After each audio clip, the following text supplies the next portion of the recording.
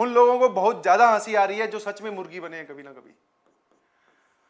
ऐसा होता है ना कई कई बारी। एक बढ़िया स्टोरी सुनाता हूं तुम्हें मैं, ठीक है? पहला लेक्चर है, चिल है तो कोई दिक्कत नहीं है, ठीक है? तुम्हें बड़ी स्टोरियां सुनने की आदत है ना।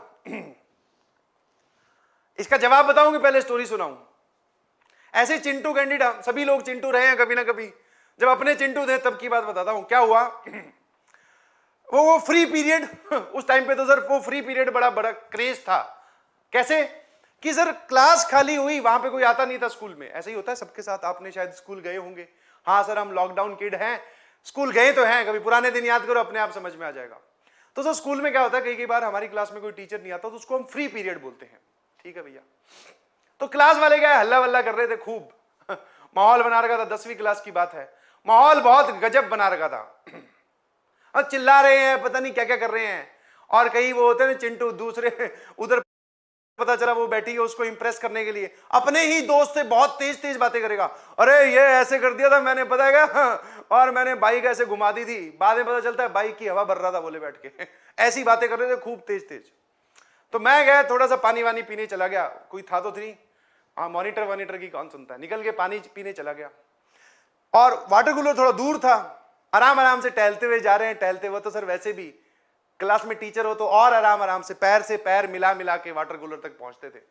शायद आप सभी लोग रिलेट कर पा रहे होंगे। तो भैया मैं वाटर कूलर चला गया, जब वापस आया तो क्लास में कोई नहीं। मैं कहा वाह, सबसे पहली थॉट दिमाग में क्या आई होगी कि भैया गेम्स ग्राउंड में पहुंच गए, सब लोग खेल रहे होंगे। और हमारी क्लास से सीधा सीधा ग्राउंड दिखाई देता था।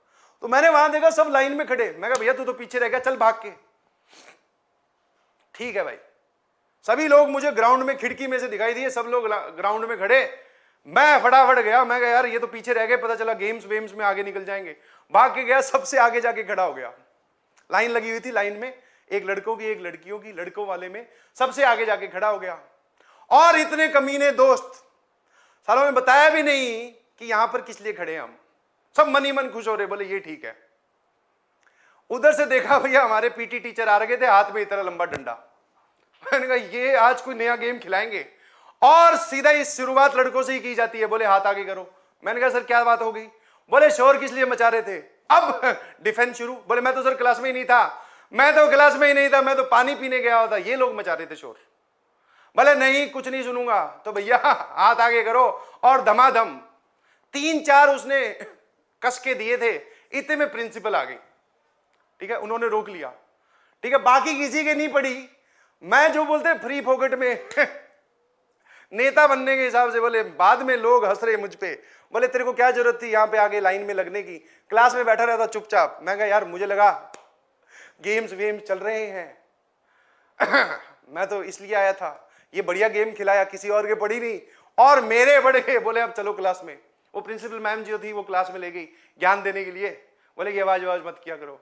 मैंने कहा अब क्या फायदा हुआ मैम, मेरी तो हड्डियां इसने तोड़ दी, मतलब 2-4 मारे थे हाथ पे खूब कस के करके करते ना अपने वैसे। तो फिर उसके बाद में मैम ज्ञान दे रही, मैं कहा यार अब तो ये तो गड़बड़ है, इन सभी के भी एक एक तो कम से कम पढ़ना चाहिए। तो ऐसा चिंटू टाइप का सवाल हमारे साथ भी हुआ है, बच के रहा करो तुम लोग थोड़े, ठीक है, कहीं तुम्हारे साथ ना हो जाए। हाँ बहुत सारे लोग खुश हो रहे हैं, बोले ये ठीक है, मास्टर भी पिटा हुआ है। ठीक है भैया इधर आ जाओ।